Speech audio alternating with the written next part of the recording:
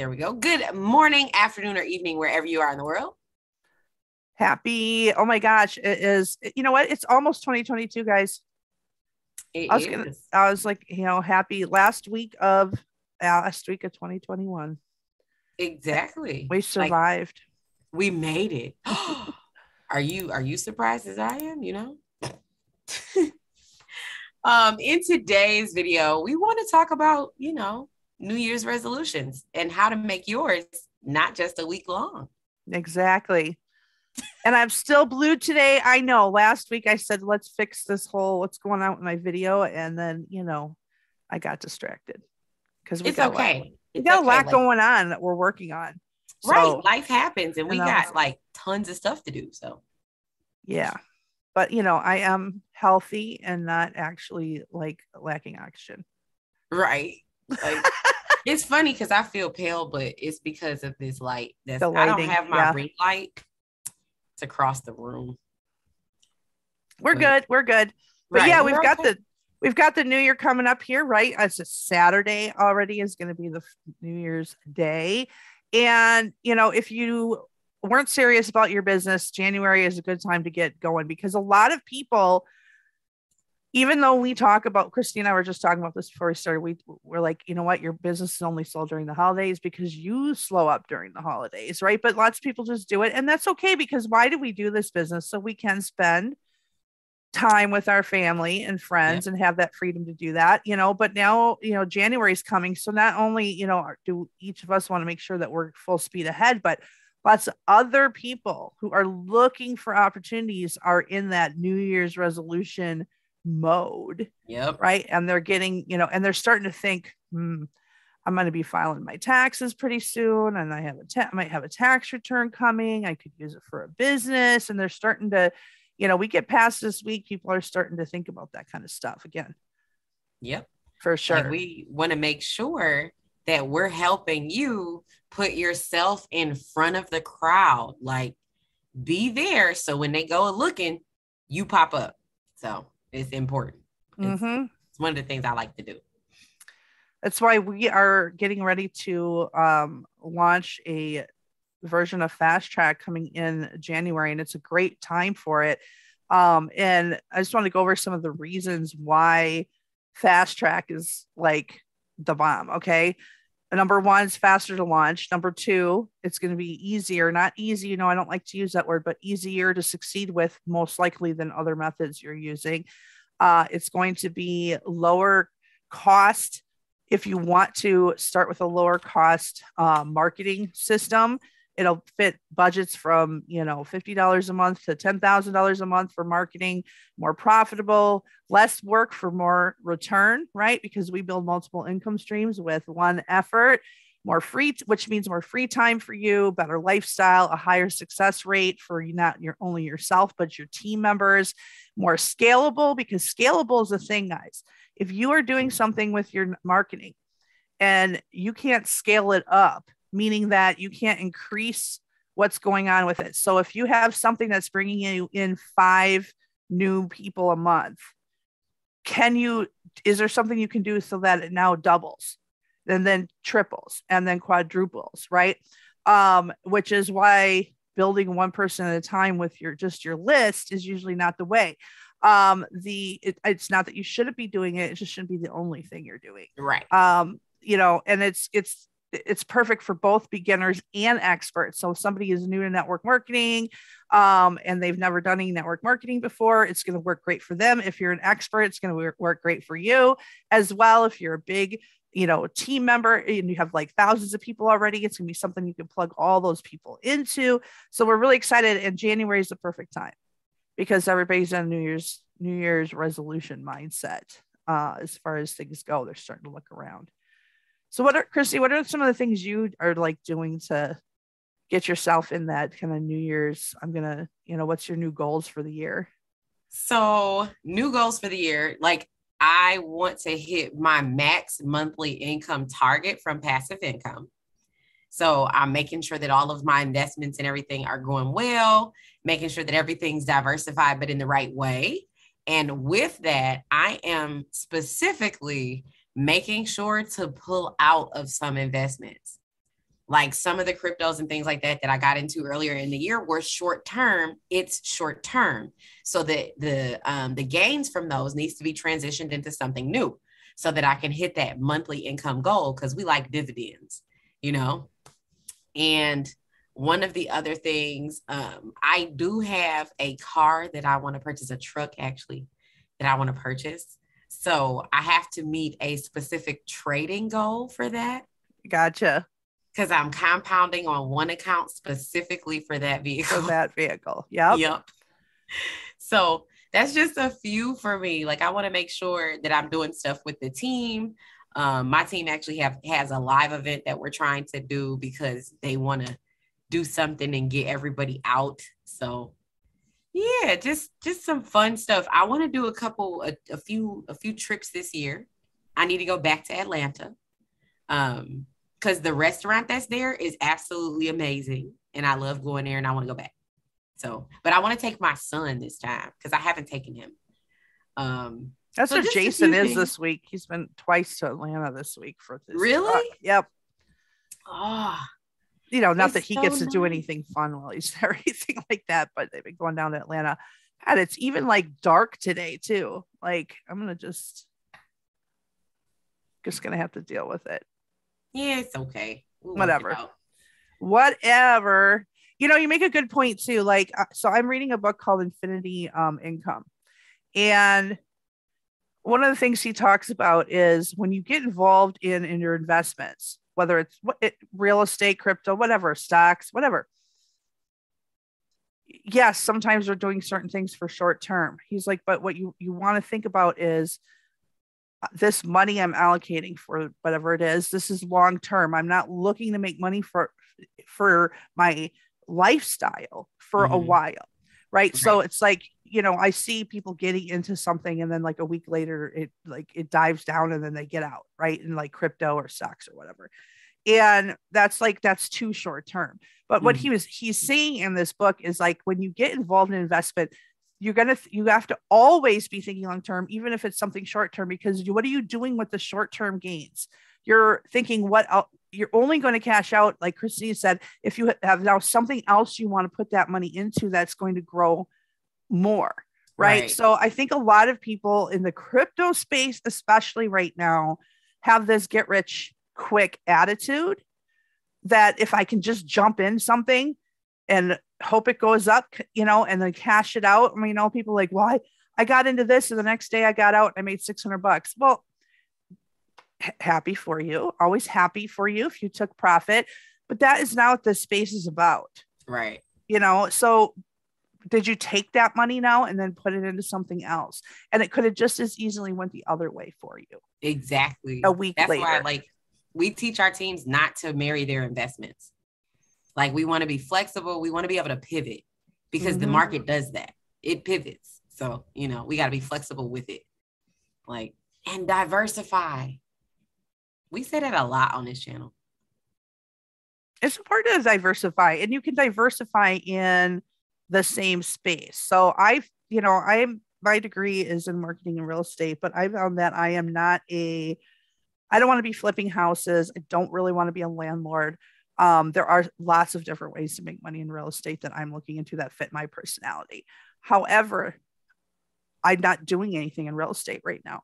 What I'm focused on is a lot of emerging crypto and emerging technologies. So it's like diversified, but in an area where it's kind of all in the same category. Right. Same wheelhouse. Yeah, exactly. So, and then later, sure, I may do some other stuff in real estate because I am really interested in land. Because there's no termites, no toilets, and no tenants. Yes, but land's not very sexy to talk about on a show, right? Like you're not going to have a land flipping show on TV. Like I bought this piece of land and then next week I sold this piece of land. Like there's nothing sexy about that. So, but it's very lucrative. So that is something that I'm looking into long-term as far as land goes, but that's not where I'm focused right now. I'm focused on and Christy is as well, emerging technology is what's going on in the cryptocurrency space. But what is going on with crypto has more to do with what's going on with the technologies behind cryptocurrency. Right. So like running our nodes, getting our magic treasure boxes out there, right? Yep. It's like that is a crypto project, but it's more about the emerging technology that's going on with the IoT network. Mm-hmm. And I actually love like a lot of the things that are popping up because they're starting to run together. Mm-hmm. Earlier this year, we talked about unbanking a little bit. And some of these technologies are starting to run together with the ideology of unbanking. And you're starting to see like different facets of it. Like with the nodes, I didn't think of that like as a possibility for what they do. I'm like, oh, that's a thing. And I can, oh. The banking industry is in trouble. You know, if they don't, you know, you're finally starting to see some of the banks being like, okay, we'll be crypto friendly. Where like, even like last year, it's like, you can't buy crypto with your bank with us, you know, like some banks will ban you if you're buying cryptocurrency. Yep. They're afraid of it. But you know, they've got to get their stuff together because people and businesses are debanking themselves. And that's not going away. That's just going to become more and more and more. Right. Like when you find that you can cut out the middleman in your money, you do it. And if it's something that makes sense for a large population of people, you stick with it. Like we like to cut out the middleman. That's part of the reason, like I'm a fan of smart contracts. So I'm trying to see like when it comes to unbanking where smart contracts are going to start coming into play. But yeah, like it's a thing. For those of you who are getting upset because the government's starting to regulate crypto, that is part of what needs to happen for mass adoption. Yep. People like your grandma, your aunt, your uncle, your people who don't understand cryptocurrency are not going to get into the crypto space while they're still afraid of it. And there is reason to be afraid of it if you don't know how to like store your crypto properly, right? But regulations and things, yes, we're not super happy about them, but it is required if we were going to see mass adoption, if you will. People need to, know that when they buy their Bitcoin, it's not going to disappear from some scammer as well, right?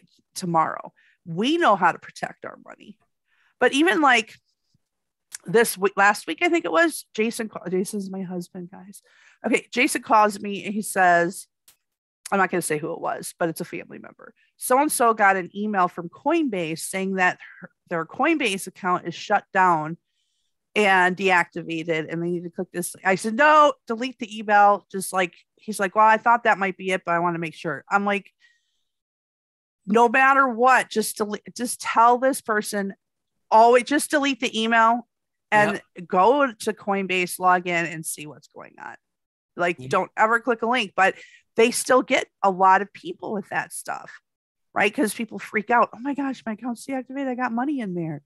Click the link. I think it's so weird because like I've transitioned a lot of my stuff over to Proton Mail and I still get the scammy emails in my Gmail. And I'm like, oh, you guys can't see that I moved. Great. Right, just exactly. And block you guys. And this is spam, Like, it's sad how much of that stuff that we get though. It is. And they get trickier and trickier because Jason and I somehow both are on the blacklist for text messages, scam text messages. Yeah. So I get this one, Lisa, whoever you are, somehow you're connected to my phone number because I get Lisa scam text to my cell phone that I've had for years all the time. Yeah. And it's always like something about this package that's being delivered and they want you to click the link in your text. I get it like at least once a week. Wow. Lisa. And it comes 2 times, like a ding, and then a minute later, another one. And it's weird because I don't even know like how maybe Lisa had my phone number years ago. I don't know. But Jason got one the other day too. He forwarded it to me. I'm like, that's a scam text. Yep. He's like, are you sure? I'm like, yes, it's a scam text. Like in front of your computer trying to log in and do something and you to get a text message about one of your accounts, if you're not actively doing something in that account, it's typically a scam. Right? The only time that I receive text messages about my accounts is when I'm logging in, I need to verify or something like that. It'll be happening as I'm trying to log in. even afterwards, you won't get anything pop back up. It's like if you have two-factor authentication on, then you get something. It's an email or a text or a phone call, you know? But aside from that, if you've not logged in, especially when I get the ones from Coinbase, I log into my Coinbase maybe once every 2 months. Right. Right. So if I'm getting something from Coinbase, it's like, I haven't even been in there. What do you mean? Like, I don't keep money in Coinbase anyway. No, so, like have at it. There's nothing in there. Exactly. And then like I've moved over because of the T-Mobile thing earlier this year. I've moved over all of my debit cards and stuff like that over to my ProTime mail and like redone the emails that are on all of the accounts that I could change to ProTime mail. So anything that I'm getting from these exchanges where I used to use my Gmail, it's like, this is a scam because they even know that I don't use this email. Right. Exactly. So, yeah. Yeah. So just be wary and educate, people, because that's so they get people who aren't in the know. Right. And people who aren't, we take it for granted that we're not just in the space, but we're just online a lot. You know what I mean? And so we know what's going on, but like your grandma, probably not. So it's like, just educate people in your family that almost everything they get is it's not going to be as obvious as like the Nigerian prince has left you money coming, like those ones that have been going out since before the internet. They used to come snail mail. Yep. So those ones are obvious. And why do they still do those still? Because they work. Yeah. I mean, if it ain't broke, don't fix it, even though, Right. Yeah. That's hilarious though. Yeah. You're just, just be smart. Don't click on things that you didn't ask for specifically. And where's my book? Do yourself a favor. Get a book. Write down your usernames and passwords. And if you have two-factor authentication on, and the method of two-factor authentication. And the reason why I'm saying that is because you guys know Christy and I do a lot. We do a lot. So we have a lot of logins and things like that, and a lot of different methods of securing those usernames and passwords. And not all of them are the same. Not all of them will let you use an authenticator app. Not all of them will let you use text message or email as a way to authenticate when you log in. So be sure to write things like this down, because if you're unsure, you can always check your book and say, okay, when I log in, this is my two-factor method, and this is the email address that I use on that account. So this is a scam, so block it. Like if you ever question it, just give yourself something, a way to just verify what it should be. Protect yourself. Having more information is a lot better than not having enough. So, not to mention, what if you want to get your account and you're like, I can't remember how to get into this account? I just did that with Netflix last night. I was trying to watch like Netflix on the Oculus. Yes. And I'm like, it's on my TV. It's on my phone. What is my password? Right. That happens to me all the time. I feel so bad because I don't log in. Like every device that we have in the house is already connected to it, but I just got the Oculus. So I was like trying to play video games and then watch a movie because I want to watch World War Z in like the thing. Oh my goodness. Terrifying. Was it really? Yes. That's so interesting. Because stuff is really close. Yeah. Wow. Yeah, it was great. I might never come out of that thing. I don't know if I want to get one. It's like, I said that when I did like Netflix, I was like, I can't do this because I can literally like sit on my couch. Right. And it has like Facebook and Instagram on it, so I can scroll through my feed. Like as soon as I figured, like I've been recording a couple videos on there because I can record myself playing the games. I'm trying to figure out how to get the recordings off. I think I'm just gonna plug it into the computer later and just see if I can move stuff. That'd be interesting. But yeah, like I will upload it if I can find it. I'll upload it for you guys because I was playing the game and I was playing with Kurt. I had sent him a message like, I just beat your high score. He's like, here I come. I'm like, oh crap. Oh my gosh, it's so funny. It was fun though. Like you work up a good sweat. It's a good, like, if you want to exercise but not really, play the game. It's what is it? It's called Beat Saber. Comes on there. It's nice. Yeah, and you gotta have something that decompresses you. Especially since it's the holiday. Like, and we talked about this at the very beginning. I do not actively trade very frequently. Like my frequency significantly diminishes from November to mid to late November to mid January. So I do watch more TV during these 3 months than I typically do. So now is like my right before I get back into like my trades and things like that for YouTube and stuff. I'm like, let's find some leisure stuff. And I got this thing, this Oculus, and it was like, this will be my leisure because my son is gone. Kev's gone. He went to his granny's because his dad's here. I'm like, I got me time. Right. Yes, I know. My auntie told me to come get a cheesecake from her house yesterday. For those of you who don't know, cheesecake is my kryptonite. Got a half a cheesecake from that woman. And I sat down on the couch with my cheesecake with a spoon, not with a plate, and a whole cake and my spoon. And I sat there with the Oculus on and I was playing this game and it was great. Oh my gosh. I went to bed at like 3 a.m. Funny. You're so bad. Funny. But like, come over here and get this whole cheesecake. No, it was oh, okay. She took 2 slices out. Okay. For her and her husband. Yeah. Because we were supposed to be doing stuff for the family, but our family is split. Like Michigan is a very big state, right? And to get to my uncle who wanted to do stuff, it's like an hour-and-a-half drive. And then my auntie is 28 minutes the opposite direction of me. And we just didn't end up doing stuff. So she had this cake. Yeah. I'm happy she didn't do anything because I will pull up to get cake any day. That's so funny. Like, let them. So,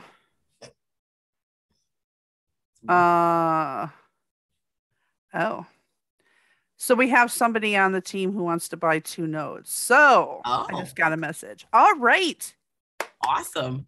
Because we love that is my favorite. If you guys have not seen our video on this node and what it does, and you have not reached out and asked us questions about how you can push a button and generate income, please don't be skeptical from the outside. At least get a little bit of the information so that you can start to formulate a opinion based on the information that's available instead of based on speculation. Okay. Like, it's important to me to get you guys good information. And we actually have videos of us actually doing it. We don't suggest anything that we don't do. Nope.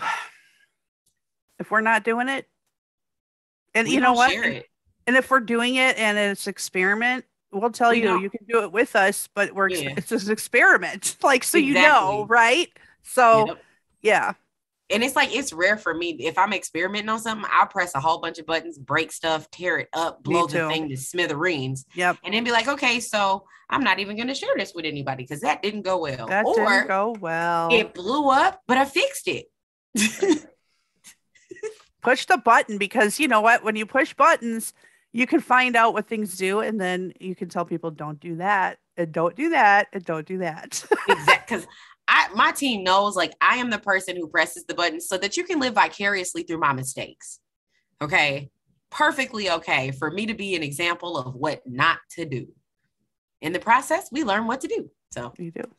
And we can handle it because there is not a lot that gets me like frustrated over the top. You know, I have people, this and that's happened. I lost a trade. I lost money in my crypto. Like when things don't go the way you planned. Yeah. It's just for us, like par for the course, whatever. That's part of it. Like, move on. Like, so, we push buttons and we break something. We're just like, oh, how do I fix this? No big deal. And we always talk about our risk tolerance.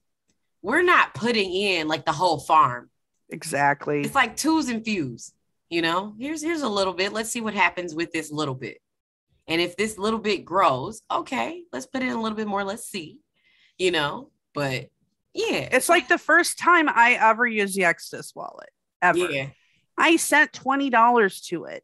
Yep. Because I'm not going to send $10,000 to it the first time. Right. And I'm like, and what if you did it wrong? Or exactly. You lost $20. Like, where are my turtles at? I actually have turtles, y'all.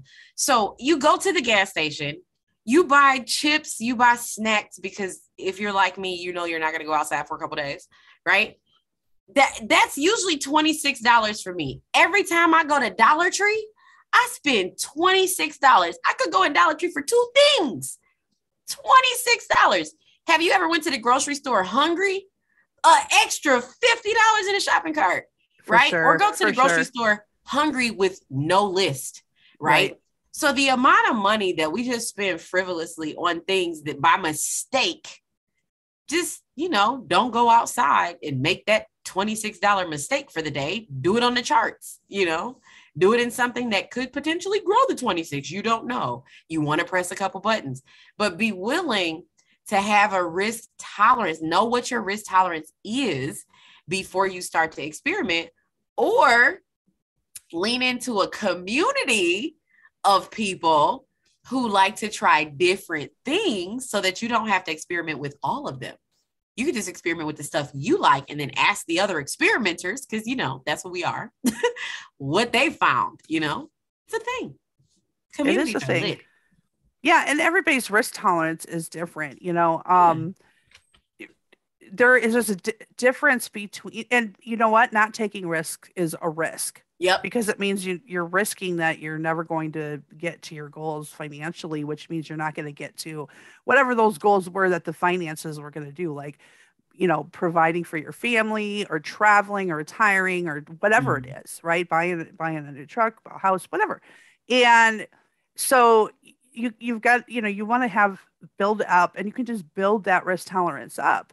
But I will tell you that Robert Kiyosaki has a book. I'm going to misquote this title: "What the Rich Invest in That the Middle Class and Poor Cannot." And the book is, I've read almost all of Robert Kiyosaki's books.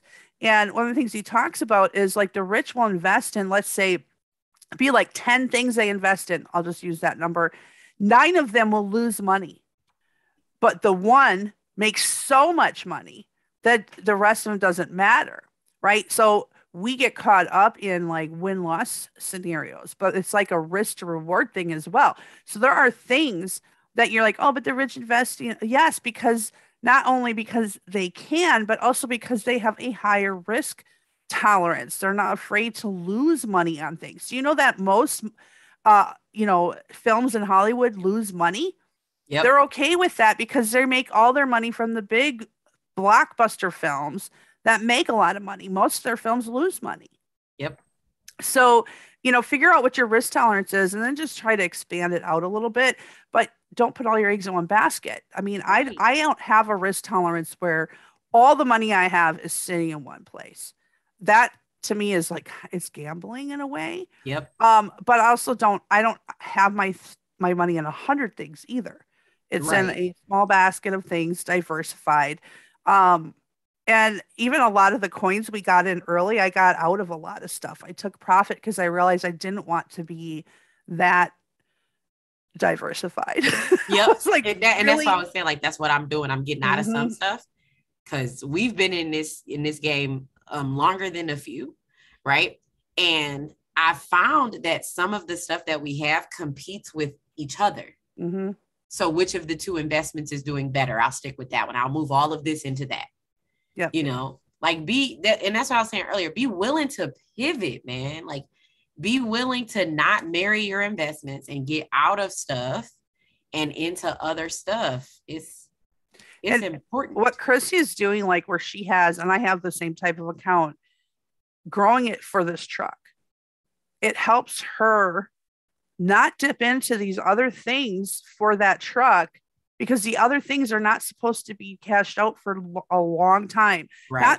Not meaning that she's not going to take profit on, like, say, a project, but when she takes profit, then that money goes to something else that's going to grow.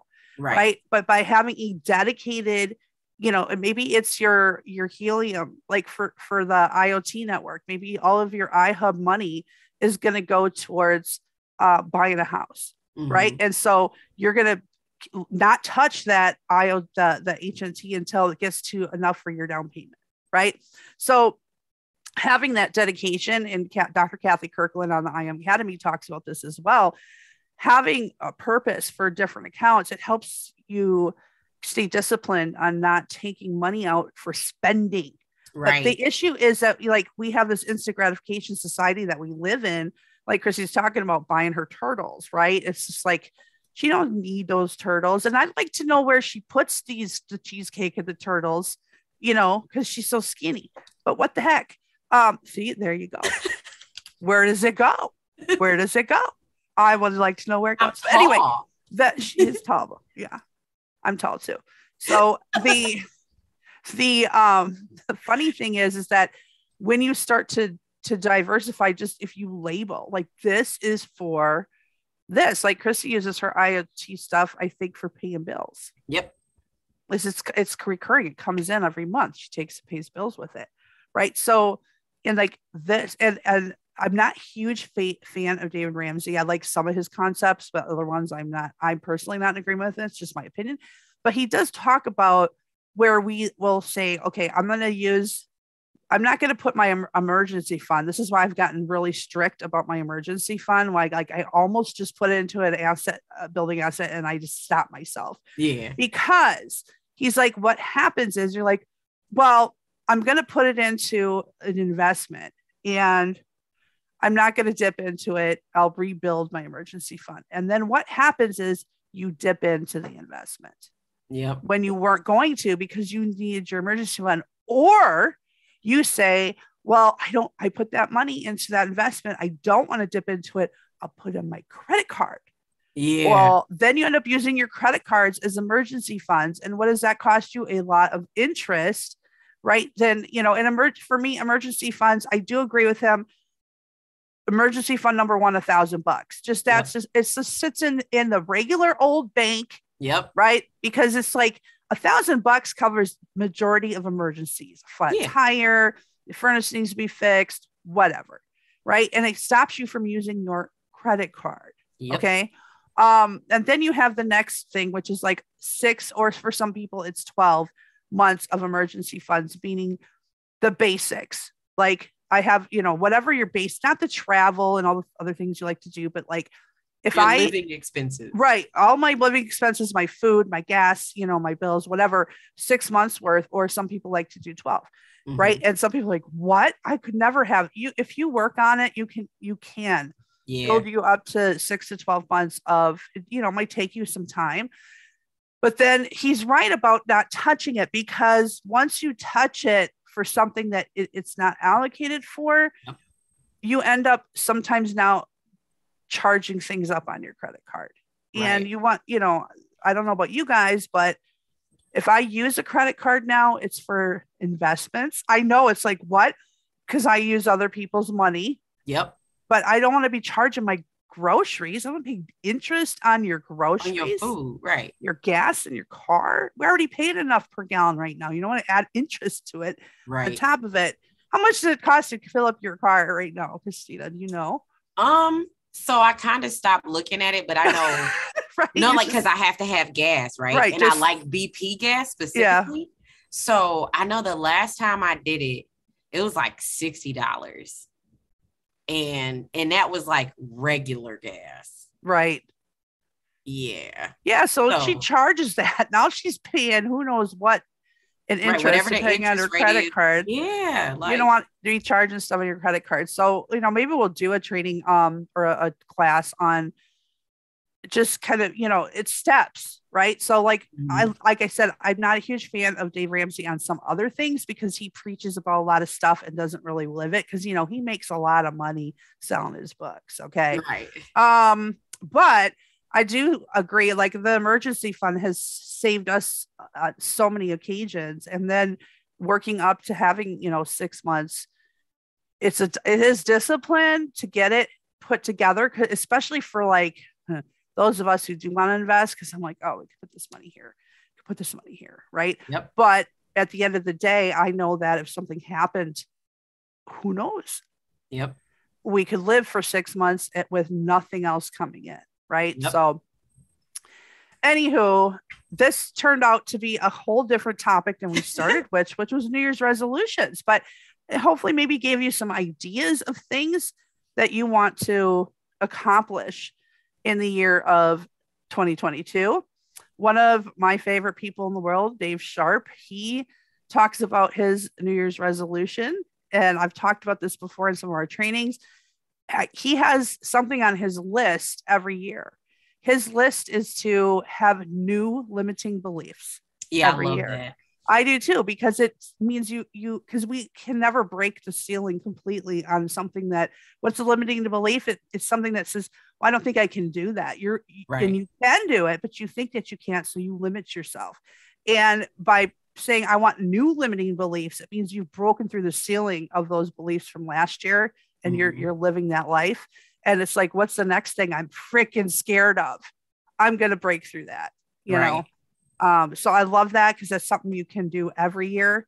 And mindset is a thing. But like, what's your goals for this year, guys? And it's, money goals are good, but what's behind the money? Like, what is it that you're trying to accomplish? More time with your family, date night with the husband or the wife, right? Right. These kinds of things too are important. So, And then do me a favor. I want all of y'all to do me a favor. This is my challenge for 2022.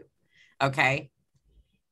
Figure out what your Christmas shopping goal is, divide it by 12, and put that money aside starting in January. mm-hmm. It's 52 weeks in a year. On average, you work about 48 weeks, 40 weeks, right? You know about, on average, what your checks are bi-weekly or whatever. Figure out what that end goal is for your Christmas shopping. Because one of the things that I absolutely cannot stand is people waiting for tax return season because they've spent so much money for Christmas. Mm-hmm. And it's because they didn't spend money that they saved. They spent money that they got right then. Or they charged up their cards for Christmas. Yeah. And then they use their taxes to pay off their credit cards. Right. Like if you have younger children, $20 a month, every month for the whole year is $240.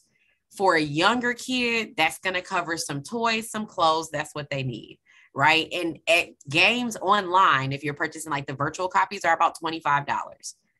That gets you enough stuff per kid. So figure out what the numbers are for you and your family and start now, please. Because I like helping people put together like their game plans on the team, like the roadmaps as to what their end goal is and things like that. And one of them is always a money goal. So let's start to put aside that savings for different things. If you have a specific target that you want to save for your emergency fund, how long do you want to save until you get to that goal? And what is that goal? Divide that up, figure out what that looks like. If you need to do a little bit of overtime, if you need to sell a few extra t-shirts, right? If you need to sign up for a few additional affiliate marketing programs, right? Figure out what those numbers are and write them down. Hold yourself accountable, set an alert on like your phone or something that goes off every week. It's Friday. You said you're going to put $20 over here, transfer it, right? Do that for me before January 1st. Okay. Start putting that stuff together. And if you're going to do it in a traditional bank account, and that's what you're going to do with that particular stuff, like I highly recommend smartypig.com. If you create an account there, that whole like system for them, and it's just a regular bank. They're not paying you tons of interest or whatever, but they have this whole thing of the buy now, pay later approach. They have the save then spend. Okay. So what she's talking about, saving it for Christmas throughout the year, but you can create all these buckets in there and label them what you want. Like I'm saving this for my emergency fund. In the same way she's talking about doing your Christmas, you can start that $1,000 emergency fund the same way. I'm going to put $25 a paycheck into my emergency fund, and you start, putting it in place that way. But you can create, it's set up. There's so many other banks out there, like the Chases and all the like that are doing things that are niche, right? And I didn't know it was a bank for that. I use Mint. Yeah, Mint is another one that is Mint, and there's a whole bunch of them. Like we have a couple of banks. I'm not going to say what our bank is for Pip Sisters, but they're specific for online marketers. Yeah, people who are marketers. So, like expand out from like, oh, I need, I'm going to get the Chase account. I'm going to get the, the whatever you have, major bank, like all the major banks. I don't even deal with them anymore because, Right. but Smarty Pig is cool because we've used them for about 8 years, I think 7 years, something like that. Because you can create buckets right within there. And then you're going to call, you're just going to label them. And then it creates like a little graphic where you can see the percentage of the goal that if you say, I want $1,000 and you've got 250 in there, you'll see 25% of your goal is. So if you want like a car or, whatever it is that you're saving for, I don't like recommend, and I know Chrissy doesn't either, putting a ton of money into traditional banking. But if you're saving for something like Christmas, your emergency fund needs to be money that you have access fairly quickly. Right. Smarty Pig is a cool website, smartypig.com. So, yeah. If you have American Express and not the credit card, but American Express actually has a prepaid card too. Mm-hmm. If you have American Express's prepaid card, you can actually do that with the American Express too. So if you have a direct deposit going in and you have a bucket already set up, it'll take the money and put it in your buckets for you too, or it'll remind you to transfer it through the app. Like, I love that. Like, that was one of the things I used early too. Use things that keep you on track and disciplined. Hold yourself accountable. Mm-hmm. Then emergency fund is emergency fund. Christmas fund is Christmas fund. Yep. Right.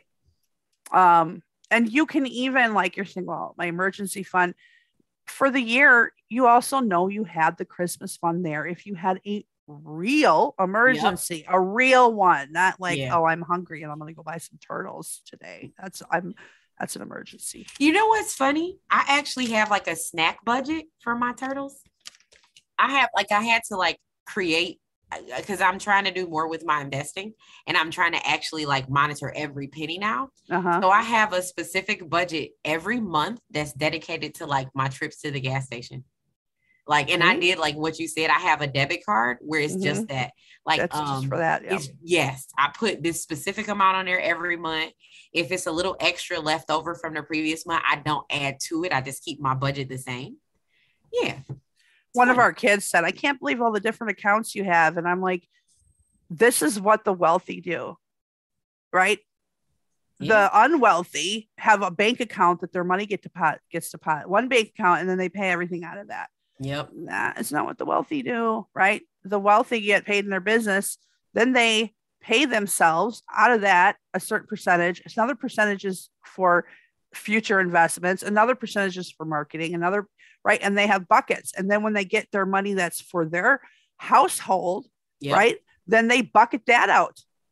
And if you keep it in different accounts, it helps you be accountable, and like Pat Kenny says, like for savings, long-term savings, and I'm talking just like traditional bank account, but maybe you need that money for emergencies, put it somewhere where you can't, not a physical branch in your area. Yeah. So it's harder to pull it out if you had to. And he's like, don't order a debit card for it. Yep.